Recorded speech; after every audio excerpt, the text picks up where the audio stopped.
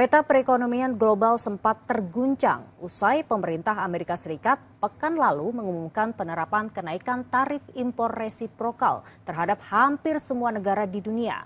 Namun, informasi terbaru kebijakan ini ditunda selama 90 hari menyusul imbas gejolak pasar global. Ya, lalu apa saja potensi dampaknya di tanah air dan apa yang bisa pemerintah Indonesia lakukan di tengah perubahan peta perekonomian global ini? Selengkapnya dalam diskusi bersama Skolastika Sylvia.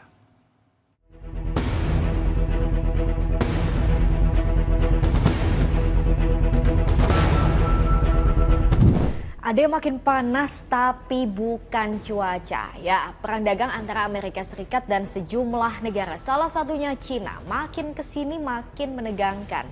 Kalau Indonesia lebih memilih jalur negosiasi atau diplomasi, mana yang lebih efektif? Kita diskusi. Episode saling balas soal tarif impor antara Amerika Serikat dan Cina hingga saat ini masih terus berlanjut.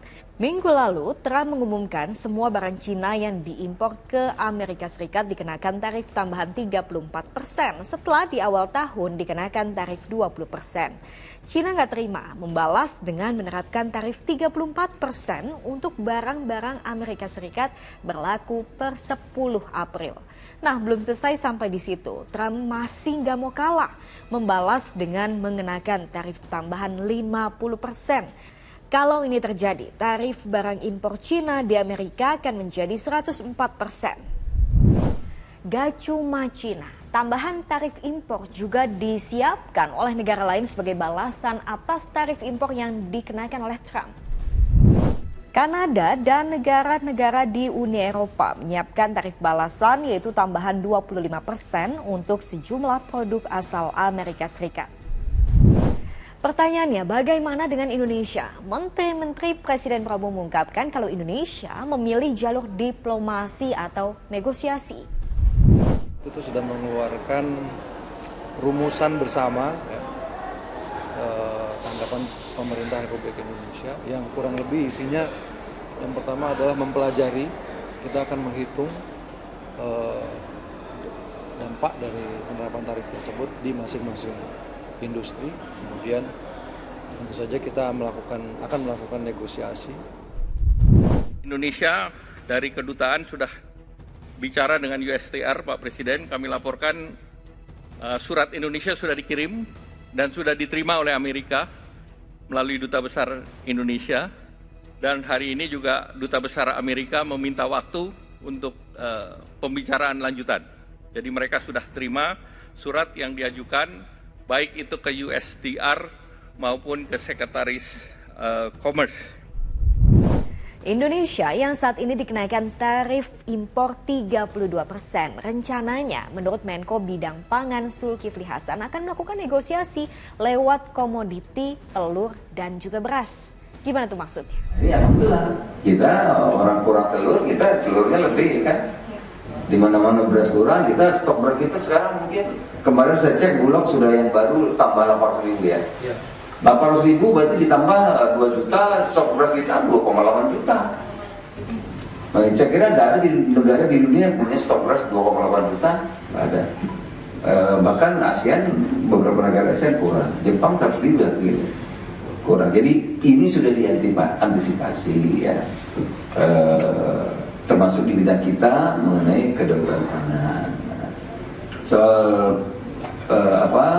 tarif, saya sudah koordinasi juga sama Pak Menko Ekonomi Pak Erlangga.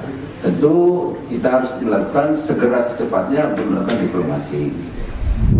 Sebagai informasi, surplus telur nasional adalah 288,7 ribu ton atau setara dengan 5 miliar butir per bulan.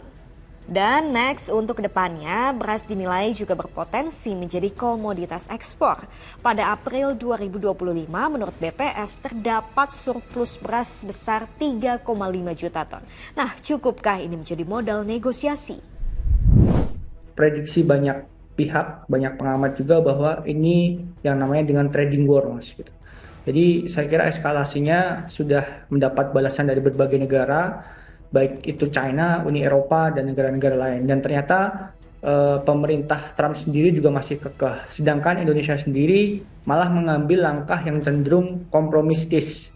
Karena malah beberapa detail kebijakan yang ingin direspon itu memang fokusnya adalah tidak melawan, terus menambah impor dari Amerika ke Indonesia.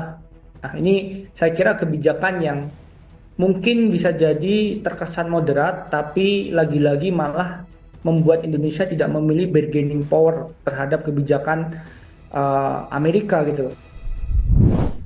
Yang pasti saat ini, imbas penerapan tarif impor Trump ke berbagai negara, imbasnya adalah peta kondisi perekonomian global yang berubah total.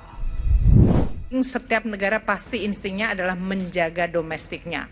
Maka banyak kebijakan ekonomi menjadi inward looking. My country first, American first, China first, Indonesia first, dan yang lain-lain. Karena ini memang pada saat external environment tidak bisa diandalkan, maka yang harus dilakukan adalah menjaga kepentingan nasional. Inilah dunia yang kita hadapi. Kebijakan tarif Amerika menjadikan risiko ketidakpastian yang luar biasa.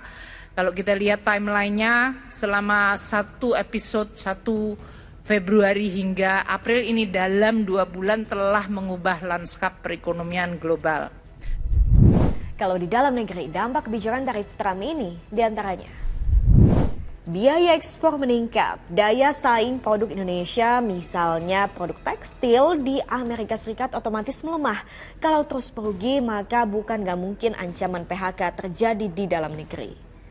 Tekanan besar terhadap nilai tukar kurs rupiah. Pada Rabu 9 April, harga jual $1 Amerika Serikat ada di level Rp16.933 sampai IHSG yang berpotensi mengalami tren pelemahan saham.